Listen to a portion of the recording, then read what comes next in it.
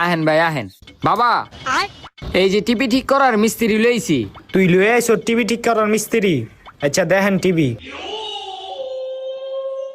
হই এদিকে আয়। এটা তুই কিরকম মিস্ত্রি লয়ে আইস? দেখা যায় কেমন চুলটি কত বড় বড়, একবারে চোরের মতো লাগতাছে।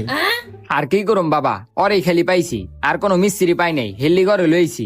আচ্ছা ঠিক আছে, আমি একটু বাইরে গেলাম। এই মিস্ত্রিরে তুই চোখে চোখে রাখিস, অপরিচিত লোক চুরি হওয়ার সম্ভাবনা থাকবো, বুঝছ? ভাই ঠিক করতেছেন? হ